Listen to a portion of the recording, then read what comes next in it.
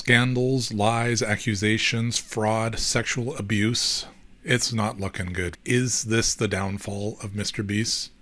Thank you for tuning in to part 2 of Is MrBeast Toxic Now? Did you know that there was an apology offered by MrBeast to Jake Weddle just in the last days between part 1 and part 2?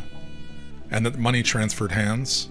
I believe that Jimmy Donaldson can pull himself out and he can pull the MrBeast company out of this as long as he takes the right steps and he's not directly tied to the allegations of especially the sexual abuse. Let's dig into it. My king's coming back, that's what I'm banking on. Bleed and celebrate the grace of God with that filet mignon. I'm just saying we came a long way. Today we're going to be covering the Jake Weddle story from DogPack 404. We're also going to be looking into the Australian lottery situation that happened and a bunch of other details, including some of the known comments being removed and likes being propped up on the newest video and the latest news that has come down the line. Stay tuned at the end where we hear Jake Weddle in his own words sharing what MrBeast did for him just recently. I think it was actually just in the last few days. I'm not sure about that, but it was posted 1 day ago. So let's take a look at that. I want to start with this verse though, and this is really the crux of the world right now. Do not put people on a pedestal and worship them. They will disappoint you all the time. Even though they may be leaders in their field, don't put them above God. Ever. Because humans are corrupt. All of them. There's not a single person in this world that's not without sin. The Bible says, right in the 10 Commandments, Exodus 20, verses 3 onwards, it says, "You shall have no other gods before me. You shall not make for yourself an idol or any likeness of what is in heaven above or on earth beneath or in the water underneath or under the earth. You shall not worship them or serve them, for I, the Lord your God, am a jealous God, visiting the iniquity of the fathers on the children, on the 3rd and 4th generations of those who hate me, but showing loving kindness to thousands, and some say thousands generations, to those who love me and keep my commandments." Don't put anything above God. People are flawed. So let's take a look at what's happened so far.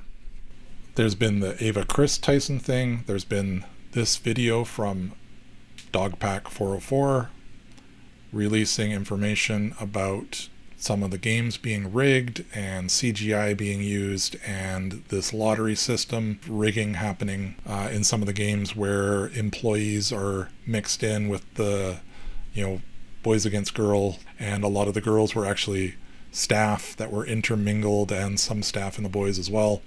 And he's trying to, overinflate that, I would say, to be grand fraud, that it was all set up. Now, there's other things that definitely do appear to be set up, and so I can't completely say that's not the case. But so what do we got? We've got the Ava Tyson thing. We've got racism and inappropriate language. We've got Beast Games fiasco. We've got business model criticism. So this has been an ongoing critique. While not a specific event, it's a critique of revolves around MrBeast's business practices, including his burger chain. There's a lawsuit there, and some of the nature of his philanthropy, which that one that bugs me because it's the crabs in a bucket again. People complaining, somebody's being successful, so all the crabs in the bucket try to pull that person down, and he's being successful and giving, and people, of course he uses that for his benefit. He does. So he's giving, not in kind of a biblical way. He's very much giving to be seen so that it draws more attention, so that it raises more money, so that he can give more. So I understand that model, and he's been doing it for years, and it's been working. So I'm not so much against that, apart from it, not being in the biblical sense of hidden, not letting your left hand know what your right hand is doing. But in this case, it's for a YouTube channel. It's for gaining subscribers. It's for building his audience, and it's for gaining more funds so that he can continue to do it. So I understand that. There's also controversy with a girl named Rosanna Pansino. I'll link her videos in the description. She accused MrBeast of editing videos to misrepresent her performance, and this led to a public dispute over the editing of a hide and seek challenge video. And this is one where it gets questionable about why the person that won when he clearly broke the rules that were stated. You can go look that one up. I'll have it linked there. And then there's just a lot of public sentiment, and now there's more and more videos coming out piling on. The subscribers are down 12 million over the expected equivalent time period of the past 28 days. There's definitely people dropping off on his channel. Now this, as I was saying, this view stats is owned by MrBeast and Chucky. And Chucky responded to DogPack's video. So I wanted to get into that. Because Chucky he runs MrBeast's ideas and thumbnails team. So he's one of the top guys on the team. So he says, I quickly want to debunk some of the info in this video since the guy who made it was on my team. It was my decision to fire him for erratic behavior. He worked at the company for less than a month and wasn't an employee for most of the videos he mentions to have knowledge on. There's so much in his video that I want to specifically address him saying our videos are fake or staged, because this is not true, and I was on the set for many of these videos. So his claim that you won't get in a video unless you're family or friends with someone that works at Beast, this is a wild statement that can easily be proven wrong. There's probably hundreds or thousands of people who have no affiliation to friends or family of MrBeast employees. Think of the 456 people in Squid Games, or ages 1 to 100, etc. Jimmy doesn't know more than like a dozen people, lol. Well, he knows more than that. The train track was CGI, the bus wheels are CGI, the pit is fake. He acts like he's exposing us for using CGI to make backgrounds look cool when we have done multiple public behind-the-scenes videos with So Crispy showing this. It's clearly not a secret. On top of that, we did drive buses into that pit, and at the same time with the train that you claim we didn't. The raccoon was a paid actor. I don't even know what to say about this. Clearly not an actor, lol. So he goes on and just debunks it, and then DogPack responds. Here we go. Debunking your debunking. Good character assassination attempt. You leave out my unpaid trial period and also my time working for Idea Guys, a company for which MrBeast is a client. The founder of Idea Guys also had to get permission from MrBeast to hire me. So weird you guys wouldn't tell him I was erratic. Also weed and shrooms, as was an obvious joke. Jimmy doesn't know more than like a dozen people. You expect people to believe this? How many people do his employees know? So he goes on to address each of these. You guys can check out his Twitter. It's just at DogPack404. Now, getting into some of the other stuff. Z-Dragon brought up this with the latest video that came out called Survive 100 Days in Nuclear Bunker, Win $500,000. There has been people now engaging, because remember this video just came out, yes, 12 days ago it came out. So what Z-Dragon was saying, MrBeast might be cooked, actually 500k dislikes in an hour and still counting on his latest video. Jimmy and his team are also deleting all the comments, mentioning the Kris Tyson situation. Is this the downfall of MrBeast? And then he's got 512k dislikes circled. So the problem with this is there are no dislikes anymore visible on YouTube. So in order to get them, you have to use another third-party app. Community Notes noted that YouTube stopped reporting dislikes in 2021. The number reported in the image is an estimate based on an extension called Return YouTube Dislikes. It is calculated from dislikes submitted by extension users and can overestimate the actual number of dislikes on a video. He was community noted on that, but he does have some footage here showing that when he clicks on certain comments, they're no longer there. So they're being deleted. And that could be done by a filter, but it's definitely happening, that portion of it. Oh, here is Drama Alert responding and saying, we apologize, because he had posted the same tweet, and he says, we apologize, we just deleted a tweet showing 500k dislikes on MrBeast's new upload. This info came from a third-party app that allows you to see the dislikes. Fellow creators reached out saying that that third-party app is not to be trusted. We also got in contact with MrBeast for real numbers, and he sent a screenshot of this. 1,146,000, 147,000 likes for 4,700 dislikes, a ratio of 99.6. And people commented on that. Now, there's another YouTuber, and this is Upper Echelon, and he came out with an interesting video. This footage, apparently from August 3rd to 4th, showed 3 million likes, but only 37,000 dislikes, which is actually lower than the entire channel average if you look at the typical ratio of 98.2 versus 98.8%. Keemstar firmly asserts that he was not lied to, he was not misled, and that he believes these numbers are fully accurate.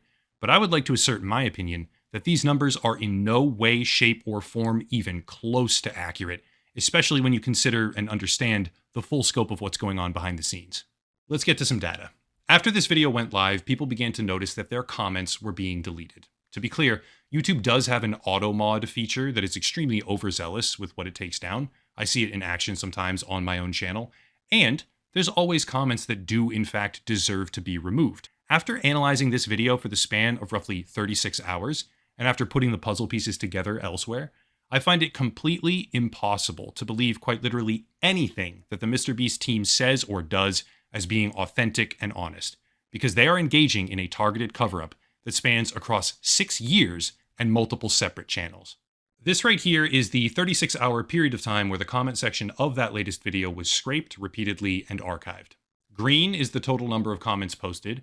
Red is the total number of comments allowed to remain on the video actively. Here's a complete list of the comments, by the way, where you can see things like this, showcasing that all at once, for various keywords and phrases, dozens or even hundreds of comments will disappear in close proximity to each other.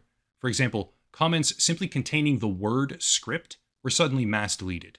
Comments containing the word fake were mass deleted as well. And for the sake of transparency, I'm going to link this file down below in the description along with other resources for anyone that wants to check or go back and see if their comment shows up here.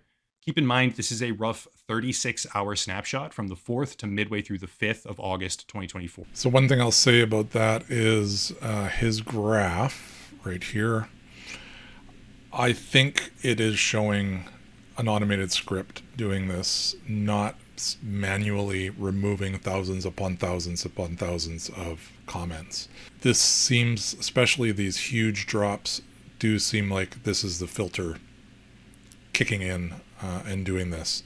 I will also link to his document file as well, so that you can take a look at those comments that have been deleted. This is interesting information that he's giving here, and he's definitely looking at the data.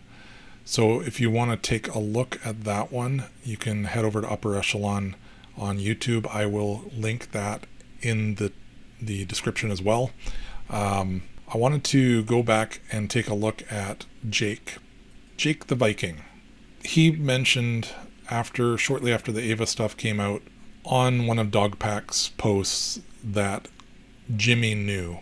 He just posted this on July 27th saying, after seeing all this, I'm glad they fired me.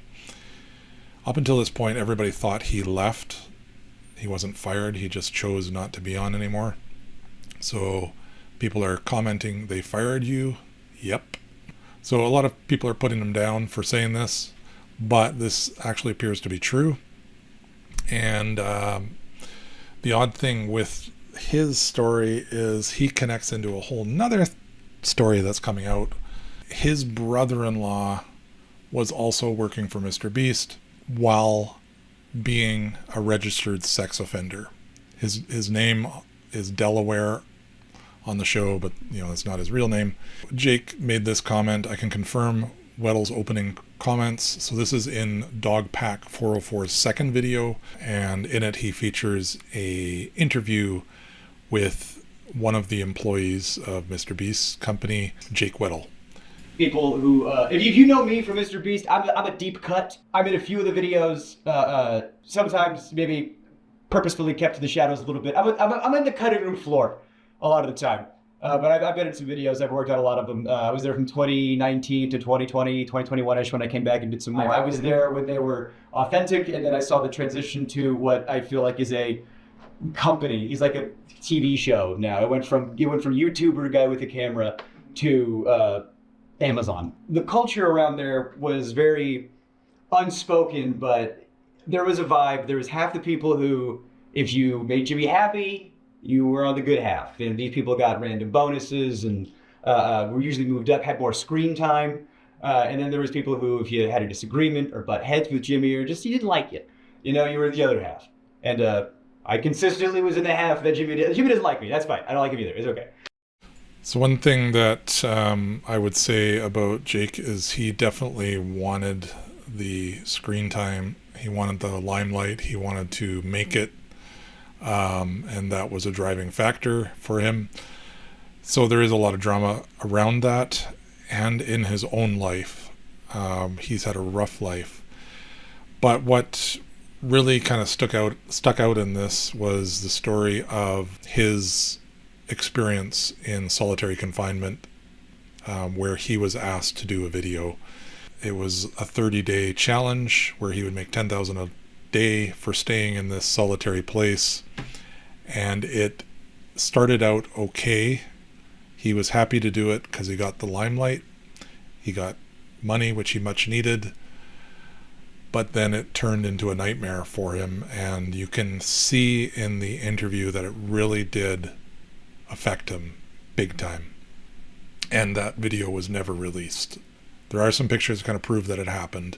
His mother also in another video shares about on over the phone how he was affected by it.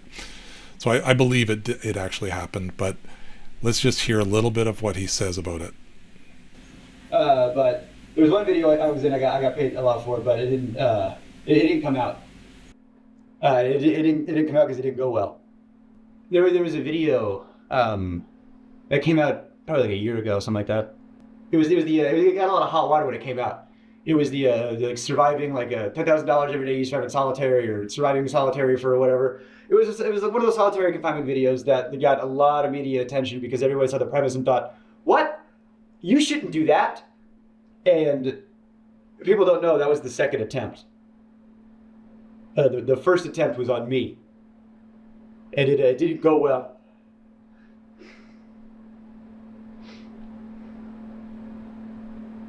So throughout this video, he's visibly broken up over what he went through, and it's clear that it really affected him. And the main thing was that it was kind of like a torture because he was trying to survive multiple days. I think he was there for 10 days, 10 or 11 days, and before he had to pull the plug and get out of there. But he was basically sleep deprived, under bright lights the whole time, loud noise, smell of rotting milk because they had an ice cream machine that had to be off because it was so noisy.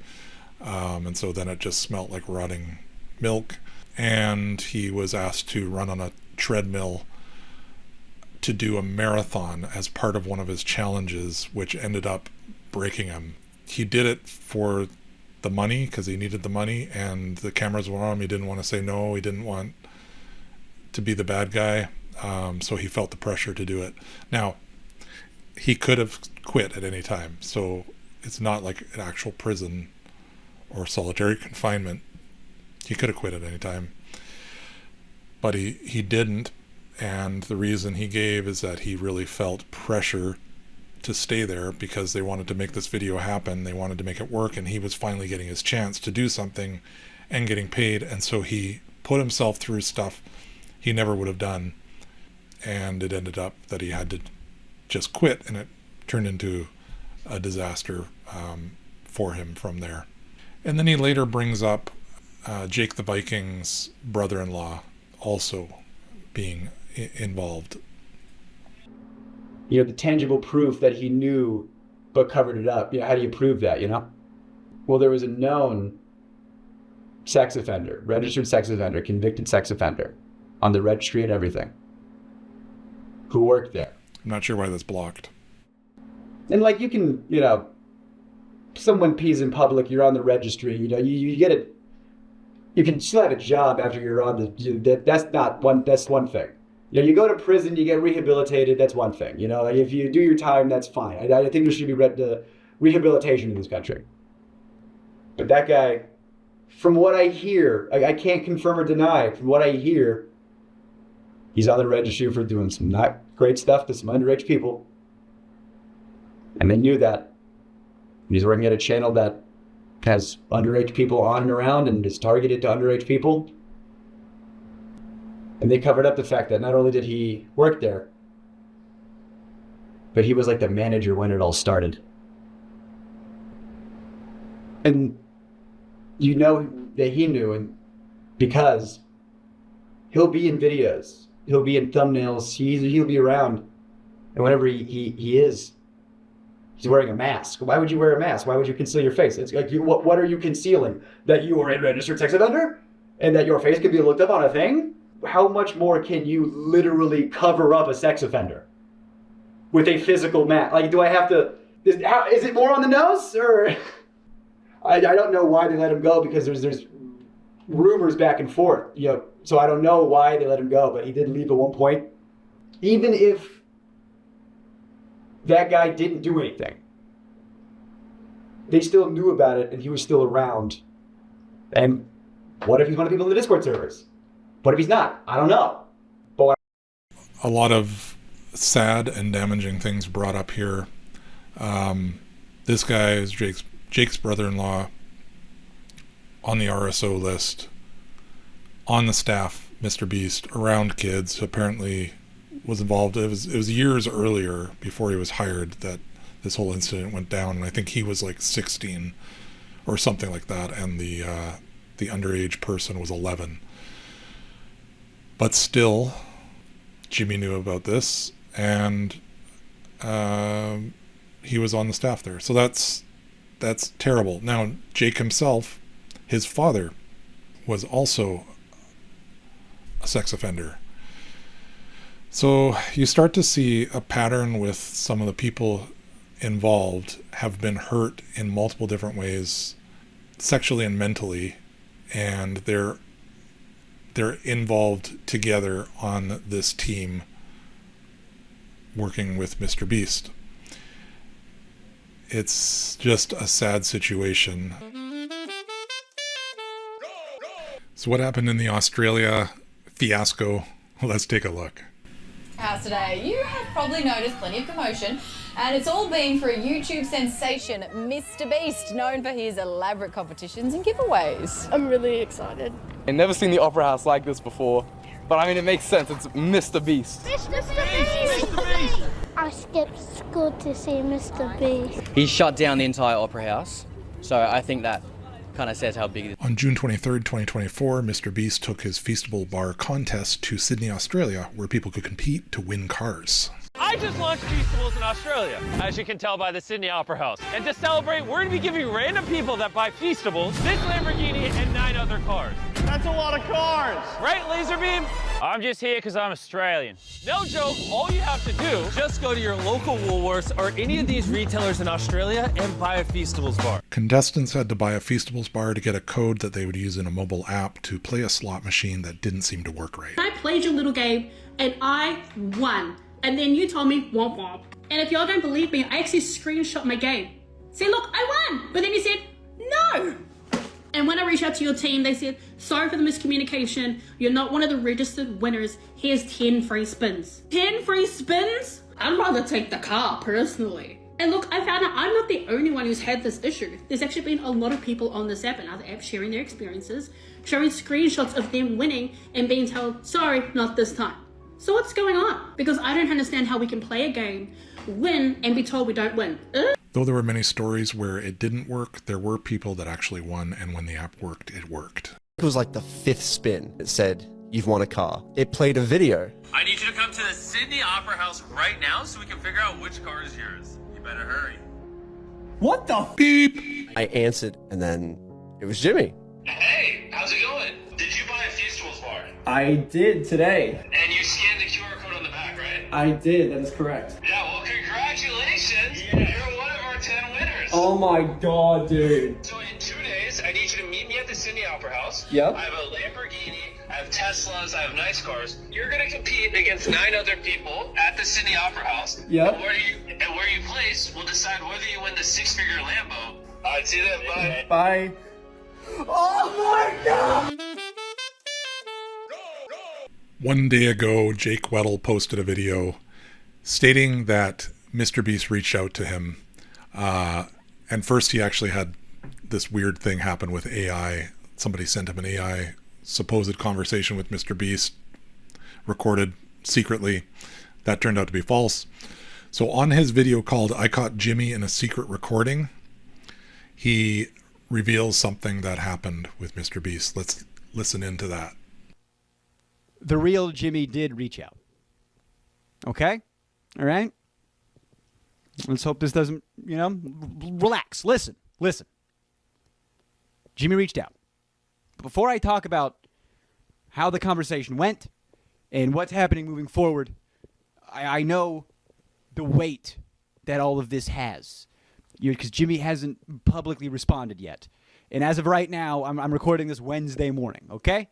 So I don't know if things have changed since the timing of this upload. It should be Friday when this goes up. So let me just talk about why this is so important. Everything I said in DogPack's video, everything I said in both of my videos, everything I've been saying is my true feelings. That's how I felt, and those are things I saw with my eyeballs and heard with my earballs. And I stand behind all of those things with my full ass chest. Ass chest? And I wanted to talk to you guys. I said in my community notes, which I'm going to tone those down. Sorry about that. But in my community notes, I asked you guys, this is how I think Jimmy should respond publicly to everything. But for me, this is how I'd like it to be handled for me. And I asked you guys, if he offered me money, what would you guys be okay with? Because I'm iffy about it, dude. Jimmy called. Well, he texted. First, I was at a pizza place in Brooklyn. Just eating a pizza. That's what you do at a pizza place in Brooklyn. Where is my Jimmy? He said, hey, I wanted to reach out and say I didn't mean to cause you mental stress with that video, and I apologize. Clearly, it had an effect on you. You mentioned you'd like to be paid out the rest of the prize money, the other $190,000. And I'd love to make things right with you. I have zero expectation of you mentioning me sending you this money publicly or taking down any videos. This is just me wanting to help you out and make sure you're good. I just need to know if you still have the same bank or not. We'll send you the money on Monday. Wish you the best. Now, let's talk about that. I didn't want him to make a public spectacle about his apology to me. I still think he owes a massive collective something. An apology, an explanation, just a statement. And as of this moment, more stuff is going to come out. So I think he should wait and publicly say something about everything soon. But he's got to digest everything as it trickles out, right? So for me, the personal apology, the person-to-person thing, there was no lawyers around. It wasn't a spectacle. There was no camera in my face. I respected that. That's how I would have wanted it to go down. But I couldn't take it. I couldn't take 100. And I just couldn't take it because it's still a mechanism of the game. It's still like the rest of the prize money, and that's not what it was about. Jimmy texted me that, and I did what I do best. I yap. Oh, I'm a yapper. Oh, I be yapping. I sent Jimmy big, long texts, I sent him big, long texts about how I feel. I sent him big, long texts about why I felt like I had to huff and puff my chest, why I was so scared to come out. I said everything, basically, that I said in all those DogPack videos. I said them to his face. And he called me, because when you get that many text messages, like, whoa, hey, let's talk on the phone, okay? So we talked on the phone for a while. And look, when Jimmy was on the phone, I've seen Jimmy speak at regular hangouts. I've seen Jimmy speak on camera, behind the camera. When I tell you, this is the most human I've ever heard Jimmy speak. So take that as you will. So me and Jimmy are texting a little bit, and then he calls me, and the conversation goes, "Hey, I'm really sorry about all that. That was fucked up, and I should have put you through that. So I have a lot of money. Do you want some? Oh, counter offer, $50. You save $140,000. You just give me $50. That's gonna cover all my debts, some medical bills that I have. I have taxes on the back burner from last year because I'm freelance." And that'll get me back to zero. And I get to keep saying whatever the hell I want. I get to keep being honest. I get to keep being authentic. And I'm not going to worry about you guys coming after me for being myself. Yeah, great. Bank info still the same? So that's the deal.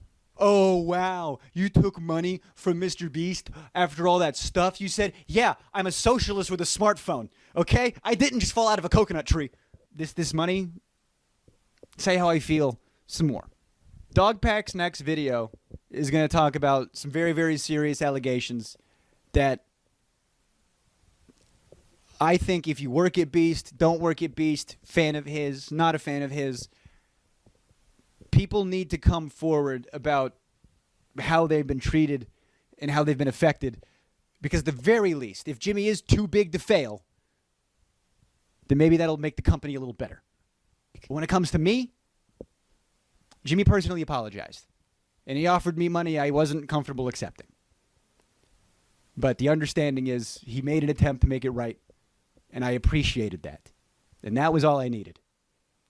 But I also got a little bit of change that I felt a little more comfortable taking, and the ability to stay true to myself and exist on this platform. And that, to me, is worth $1 gajillion.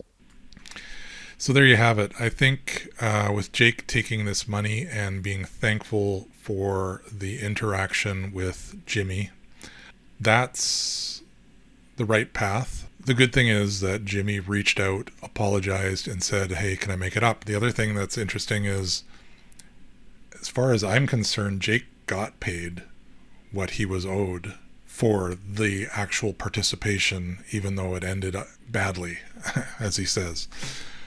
He was only there for 10 days. He got paid for 10 days at least. So Jimmy offering the rest of the money, even though he didn't make it the 30 days, to me was Jimmy trying to make amends for all the other stuff and incidentals and damage that came out of it that clearly Jake has been affected by. So this is the type of thing that Jimmy can do to turn this thing around, is to make his public statement. Like Jake said, when all of the details have come out, he needs to be very vocal and state what he's doing to change things and to take those right steps. As long as he's not directly tied to the actual sexual or abuse level things, he can come out of this, and MrBeast can continue, and it'll just have to continue in a different way than it has been. And I think he will do it, and MrBeast will continue to be the top channel on YouTube. I'm hopeful. Let's pray for everybody involved. So I am, on one hand, supporting MrBeast but on the other side, how much did he know? And the whole sweepstakes thing, the illegal stuff, that's what could actually end up hurting him the most. And if there's any kind of connection to him and abuse going on with people in his organization, he's in trouble. He's toxic. He is toxic at that point. I hope that's not the case. There's a lot of kids that look up to him. There's a lot of people that look up to him, and he does a lot of good things, really good things that he should be commended for. Let's summarize this with a look at Scripture. God can use bad things for good. So ultimately, I pray that MrBeast turns back to God. I mean, that's the root of my channel, is letting people know about Jesus and the forgiveness and how he breaks chains. People that are enslaved in sin, coming from lifestyles that are broken and hurt, depraved, and destined to break and hurt other people, can break those chains and be completely healed. It's a process. Sometimes you need counseling as well, but God can do amazing things to people and in their hearts when he gets their heart and he changes them from the inside out. And that's really the only way real change can happen. And I'll just add to that, I'm not praying that MrBeast will escape consequences for things that have been done wrong. He needs to address those, face them head on, and deal with them. I'm praying for everybody involved that's been hurt, and I'm praying for the best outcome for everybody. So this is Mark chapter 7, verse 14, and it just talks about the heart of man. And it says, after he called the crowd to him, this is Jesus, he began saying to them, "Listen to me, all of you, and understand that there is nothing outside the person which can defile him if it goes into him, but the things which come out of the person are what defile the person." And when he later entered a house away from the crowd, his disciples asked him about the parable, and he said to them, "Are you so lacking in understanding as well? Do you not understand that whatever goes into a person from the outside cannot defile him, because it does not go into his heart, but into his stomach, and it is eliminated?" So this could be referring specifically to foods, and in fact, in quotes or in brackets there, it says, "Thereby he declared all foods clean." And he was saying that which comes out of the person, that is what defiles the person.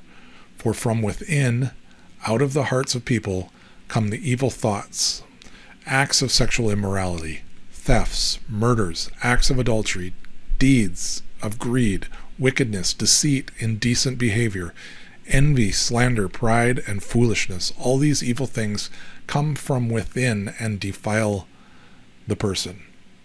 So there's a good saying, what's down in the well comes up in the bucket. So if you've ever seen a well or used a well, usually they got that hoist on there with a bucket on the rope. Whatever's down inside that well, that's what's going to come up in that bucket. If it's bad, horrible, disgusting water, that's what's going to come up. You're not going to get clean water. So it's a good statement, and it's true of the heart. What's in your heart will come out, especially when you're put under pressure or something bad happens to you that forces you into a corner and makes your innards come out. What's down in the well comes up in the bucket. So he talks about this, and that it's the heart that needs to be dealt with. These other things are peripheral, and we can avoid them. In fact, there's other scriptures that talk about that. Don't purposely put bad stuff into your mind or into your body. You can avoid those things, but ultimately that's not what really makes a person evil. It's what comes out of their heart. And then there's Colossians 1:13. Says, "The incomparable Christ, for he rescued us from the domain of darkness, and he transferred us to the kingdom of his beloved Son, in whom we have redemption, the forgiveness of sins. He is the image of the invisible God, the firstborn of all creation, for by him all things were created, both in the heavens and on earth, visible and invisible, whether thrones or dominions or rulers or authorities. All things have been created through him and for him. He is before all things, and in him all things hold together. He is also the head of the body, the church, and he is the beginning, the firstborn from the dead, so that he himself will come to have first place in everything. For it was the Father's good pleasure for all the fullness to dwell in him, and through him to reconcile all things to himself, whether things on earth or things in heaven, having made peace through the blood of his cross."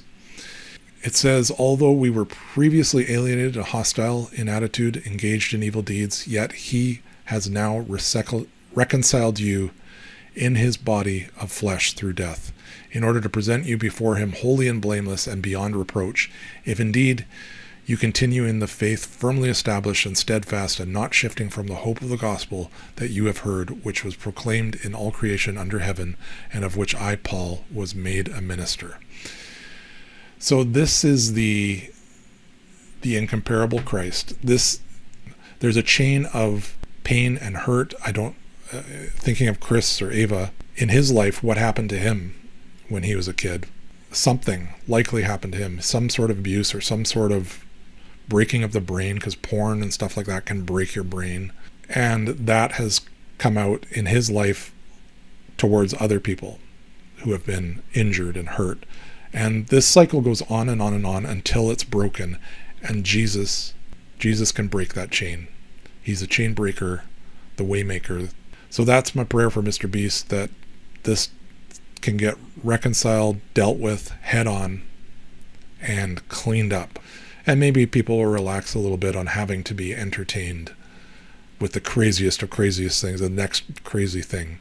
Thanks be to God who can rescue us from all these things. In Jesus' mighty name. Thanks for watching. Please like and subscribe, share with your friends. Pray for MrBeast. Pray for the people involved. Pray for Chris or Ava. Pray for some of the others on the channel that are also struggling sexually with different things. Even this Jake Weddle guy, he's admitted openly that he struggles sexually with different things, with different perversions, as the Bible would call it. He too can be rescued, and God loves him. He loves everybody. All right, thanks for watching. Have yourself a great rest of your day. To reaching the top of the summit, I was about yay high when Yahweh told me to run it. Only a matter of time before my mob beat a hit in 100. I scored sign, he told me to pay more attention, he already done it.